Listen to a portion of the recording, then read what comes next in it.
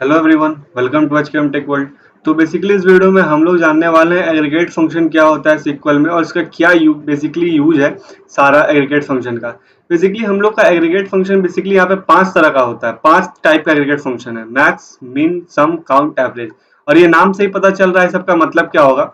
Max मतलब हमको कोई पर्टिकुलर कॉलम में मैक्सिमम वैल्यू फाइंड करना हो, या मीन का मतलब कोई पर्टिकुलर वैल्यू में मिनिमम वैल्यू फाइंड करना हो।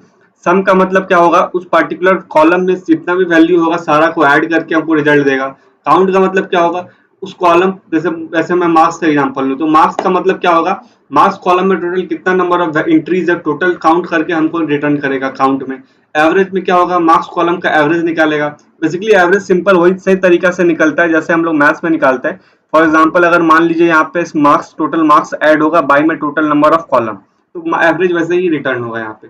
ये 5 तरह का एग्रीगेट फंक्शन है। अब इसको यूज कैसे करते हैं सीक्वल में, चलिए वो जानते हैं। बेसिकली अभी आपको ऐसा लगेगा कि इसका कोई इंपॉर्टेंस नहीं है, पर ये बहुत इंपॉर्टेंट होता है जब हम लोग यूज ग्रुप बाय पढ़ते हैं। ग्रुप बाय के बारे में जब हम लोग आने वाले वीडियो में जब जानेंगे ग्रुप बाय के बारे में, तो वहां पे एग्रीगेट फंक्शन बहुत इंपॉर्टेंट रोल प्ले करेगा। अभी आपको लगेगा सिंपल सा क्या कर रहे हैं, मार्क्स कॉलम में मैक्सिमम मिनिमम फाइंड कर रहे हैं, पर ये आने वाला जब ये आगे हम लोग जैसे जैसे सीक्वल में जाएंगे ये बहुत इंपॉर्टेंट फंक्शन है। ठीक है, तो चलिए शुरू करते हैं, देखते हैं कैसे हम लोग उसको सीक्वल फंक्शन में यूज करते हैं। फॉर एग्जाम्पल अगर मान लीजिए अगर हमको कोई बोला मार्क्स कॉलम में आप मैक्सिमम वैल्यू फाइंड कीजिए, तो मैक्सिमम वैल्यू हमको कोई फाइंड करना है कि इसमें किस आदमी का सबसे ज्यादा मैक्सिमम नंबर है। तो यहाँ पे मैं लिख सकता हूँ सेलेक्ट सेलेक्ट मैक्स मार्क्स। कहाँ से हमको निकालना है, कौन टेबल से, स्टूडेंट टेबल से। तो बेसिकली यही तरीका है, यहाँ पे मैक्स मार्क्स कर दिए तो हमको ये कॉलम में जो सबसे ग्रेटेस्ट नंबर का वैल्यू होगा, जो मैक्सिमम वैल्यू होगा वो रिटर्न हो गया है। अगर मैं इस दोनों को एक साथ रन करता हूँ तो आपको दिख भी जाएगा ये कॉलम में टोटल मैक्सिमम वैल्यू कौन सा था, हमारा 90, और यहाँ पे ये 90 हमारा प्रिंट हो रहा है। ठीक है, तो ये हमारा सही है यहाँ पे। और उसी तरह मैक्सिमम के बाद यहाँ पे हम लोग मिनिमम भी यूज कर सकते हैं। तो मिनिमम में क्या होगा हमारा, हमको मिनिमम में क्या होगा, मिनिमम वैल्यू रिटर्न करेगा जो सबसे मिनिमम है। यहाँ पे जैसे 58 मिनिमम था, ये हमने 58 रिटर्न किया। पर कुछ लोगों को लगता होगा नल क्यों नहीं रिटर्न किया, तो यहाँ पे नल को एक्सक्लूड किया जाता है, नल को इंक्लूड नहीं किया जाता है। जब मिनिमम फाइंड करते हैं तो हम लोग जो नल को हटा दीजिए, उसके बाद जो सबसे मिनिमम वैल्यू होगा वो रिटर्न होगा, चाहे वो 0 हो, चाहे 1 हो, या माइनस में हो, पर जो मिनिमम वैल्यू होगा वो रिटर्न होगा यहाँ पे।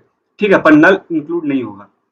उसी तरह तीसरा अगर एग्रीगेट फंक्शन की बात करें, एक बात और पहले बता देता हूँ। जैसे कुछ लोग को लगता होगा यहाँ पे हम लोग नेम यूज कर सकते हैं, नेम कॉलम मिनिमम मार्क्स, तो इससे इन लोग को लगता होगा कि यहाँ से हम लोग को नाम पता चल जाएगा कि किस आदमी का यहाँ पे मिनिमम मार्क्स है।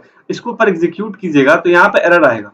एरर इसीलिए आएगा क्योंकि एग्रीगेट फंक्शन को डायरेक्टली आप किसी कॉलम के साथ यूज नहीं कर सकते हैं। इसको आपको यूज करना है बेसिकली हम लोग ग्रुप बाय क्लाउज के साथ यूज करेंगे, जब हम लोग बेसिकली इसका यूज ग्रुप बाय क्लाउज के साथ होता है। तो यहाँ पे आप डायरेक्ट आप कॉलम का नाम के साथ एग्रीगेट को यूज मत कीजिएगा, तो एरर फेंकेगा। बेसिकली एग्रीगेट फंक्शन का यूज हमको बेसिकली सब क्वेरी में होगा, नेस्टेड सब क्वेरी में होगा, जो हम लोग आगे आने वाले वीडियो में जानेंगे ग्रुप बाय क्लाउज में होगा। तो ये बेसिकली एक तरह से, इसीलिए ध्यान दीजिएगा, बहुत लोग ये गलती कर देते हैं, यहाँ पे डायरेक्ट कॉलम का नाम नहीं देते, कॉलम के नाम के साथ एग्रीगेट फंक्शन का यूज नहीं होता है। ठीक है, उसी तरह अब मैं तीसरा एग्रीगेट फंक्शन का सम का बात करूं, तो सम में भी बेसिकली यहाँ पे बस हमको सम लिखना है और इसको हमको रन कर देना है। तो इसको आप रन कीजिएगा तो ये टोटल जो काउंट होगा, टोटल काउंट होने के बाद यहाँ पे हमको टोटल सम रिटर्न कर देगा। इस सबको आप अगर जोड़िएगा तो यहाँ पे 416 ही आएगा। ठीक है, पर यहाँ पे हम लोग डिस्टिंक्ट भी यूज कर सकते हैं। डिस्टिंक्ट डिस्टिंक्ट मतलब देखिए, हम लोग डिस्टिंक्ट के बारे में जाने थे। डिस्टिंक्ट मतलब क्या होता है, अगर कोई डुप्लीकेट होता है तो डुप्लीकेट रिमूव हो जाता है और एक ही बार प्रिंट होता है।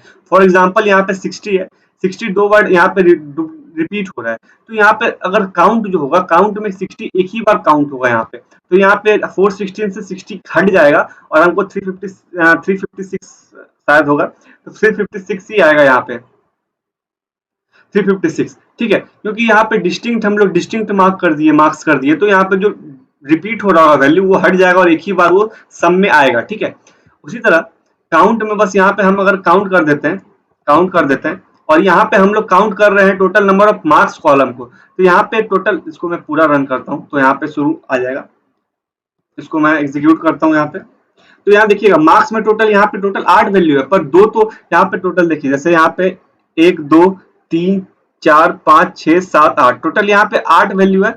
पर यहाँ पे हम लोग क्या कर रहे हैं, काउंट डिस्टिंक्ट मार्क कर रहे हैं। तो पहले तो यहाँ पे काउंट में नल नहीं होगा काउंट, क्योंकि नल यहाँ पे पूरा तरह से एग्रीगेट से मतलब ही नहीं है। नल को नल अलग सा मतलब समझिए, नल को कोई मतलब नहीं है, यहाँ पे कोई रोल ही प्ले नहीं करता है। तो टोटल बचे हमारे 6, पर हम लोग ने यहाँ पे डिस्टिंक्ट किया है तो यहाँ पे 60 60 2 बार है तो इसीलिए एक बार काउंट हुआ है।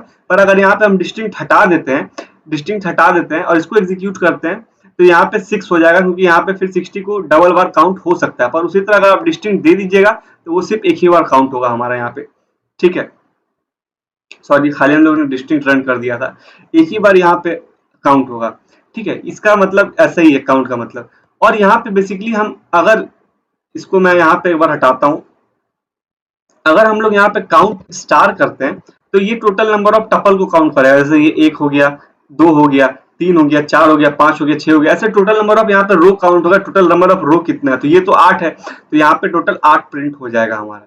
तो इस काउंट मतलब यहाँ पे रो को काउंट करता है। और यहाँ पे डायरेक्ट मार्क्स दीजिएगा तो मार्क्स में क्या होगा हमारा, ये टोटल मार्क्स काउंट करेगा, जिसमें नल को पहले तो एक्सक्लूड करेगा और डिस्टिंक्ट डालिएगा तो डिस्टिंक्ट वैल्यू को भी एक्सक्लूड करके हमारा काउंट रिटर्न करेगा, ठीक है। फिर हमारा लास्ट में आता है एवरेज। एवरेज का बेसिकली काम क्या है, जैसे यहाँ पे मैं बताऊं, एवरेज भी वही है। एवरेज मतलब एवरेज रिटर्न करेगा। यहाँ पे जैसे मैं सेलेक्ट एवरेज यहाँ पे डालता हूँ और यहाँ पे हमको एवरेज चाहिए मार्क्स का, ठीक है। किस टेबल में एवरेज का मार्क्स है स्टूडेंट, ठीक है। अगर मैं इसको अब रन करता हूँ तो यहाँ पे टोटल एवरेज आ जाएगा हमारा, टोटल एवरेज 69.3333, ठीक है। अगर यहाँ पे आप फिर उसी तरह डिस्टिंक्ट डाल दीजिएगा यहाँ पे, तो फिर पहले तो वो हटा देगा आपका 60 को, एक ही बार काउंट करेगा, ठीक है। 60 को हमारा एक ही बार काउंट करेगा तो सम में ही 60 हट जाएगा आपका और यहाँ पे टोटल हमको एवरेज आ जाएगा डिस्टिंक्ट मार्क्स का। तो यही है बेसिकली एग्रीगेट फंक्शन। उम्मीद करता हूँ आपको समझ में आया होगा। अगर कोई डाउट हो तो कमेंट सेक्शन में आप पूछ सकते हैं। तो और मैं अब नेक्स्ट वीडियो में शायद ग्रुप बाय क्लास लाऊंगा। तो फिलहाल वीडियो के लिए इतना ही। Thank you.